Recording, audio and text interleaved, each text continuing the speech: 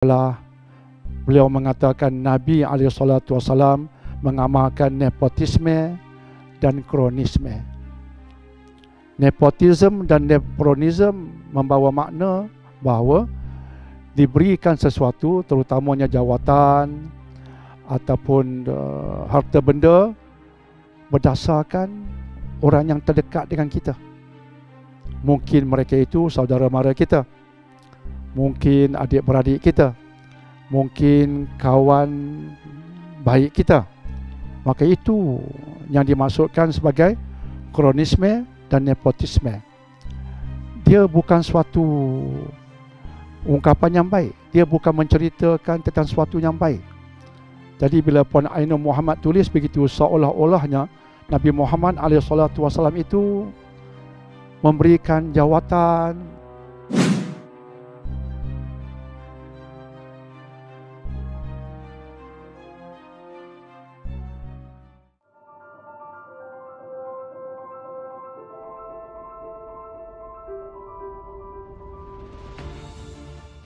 Dr. Daniel, apa komen Dr. Daniel tentang Puan Ainul Muhammad yang telah menulis sesuatu yang agak kontroversial? Puan Ainul Muhammad saya kenali bertahun-tahun dan beliau terkenal sebagai seorang penulis yang prolifik, yang bagus. Dan banyak tulisan beliau yang baik-baik, yang memotivasi kita kepada kebaikan, disuntik dalamnya ruh Islam. Perkara-perkara Islamik tidak Puan Ainul abaikan. Itu yang saya kenali beliau. Beliau bukan sempurna, tapi kebanyakan tulisan-tulisan beliau itu seperti itu. Dan cuma dalam masa beberapa hari ini tiba-tiba beliau menulis satu kenyataan. Kenyataannya ada dimuatkan kenyataan, iaitu sebagai ketua negara Islam di Madinah, Nabi amalkan nepotisme dan kronisme. Itu kenyataan beliau yang beliau tulis. Beliau sebutkan bahawa Nabi SAW telah mengamalkan nepotisme ataupun nepotisme dan kronisme ataupun kronisme. Kemudian beliau telah menulis, nombor satu,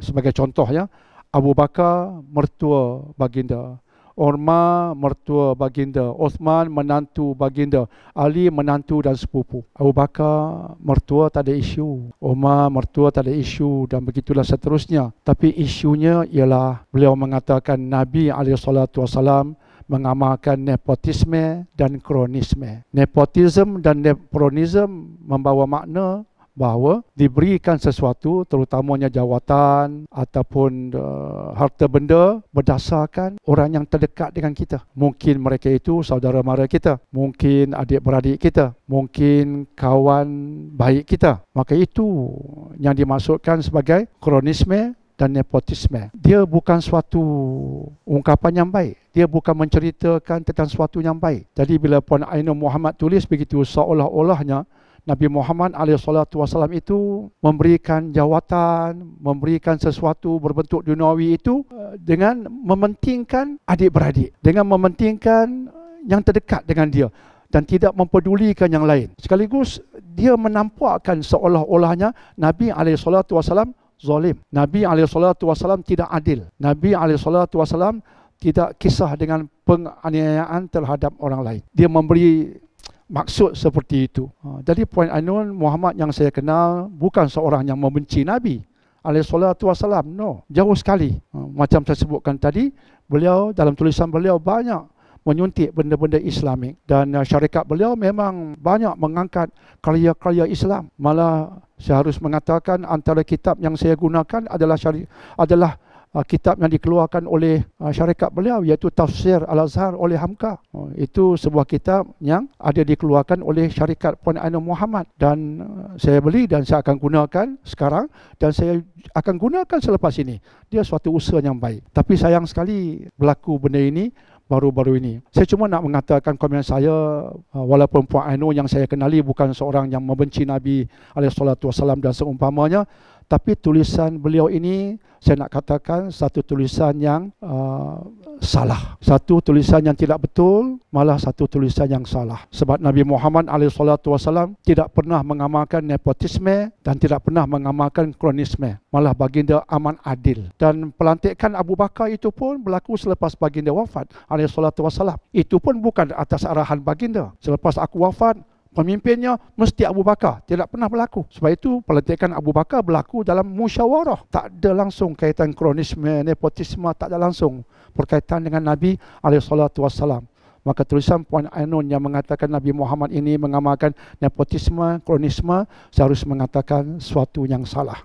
Suatu yang salah. Dalam kebaikan, kadang-kadang berlaku kesilapan. Maka saya mencadangkan pertama sekali Puan Ainun minta maaf. Yang kedua, sama-samalah kita bertobat. Saya juga pernah tersilap. Maka sama-sama kita bertobat atas kesilapan kita. Dan kita di era Ramadan, kita sama-sama nak mengejar takwa. Maka alangkah baiknya jika Puan Ainun boleh minta maaf, sama-sama kita bertobat dan perbetulkan balik.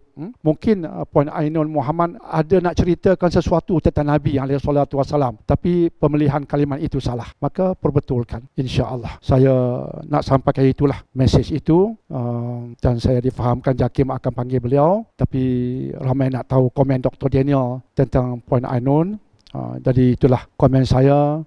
Semoga di musim Ramadan akan terhasil suatu yang bagus, satu yang baik, dan kita mungkin tersilap, kita perbetulkan. Tersilap itu kalau kita perbetulkan, Masya Allah, melambangkan kepribadian yang amat mulia, insya Allah. Allahu a'lam bishawab.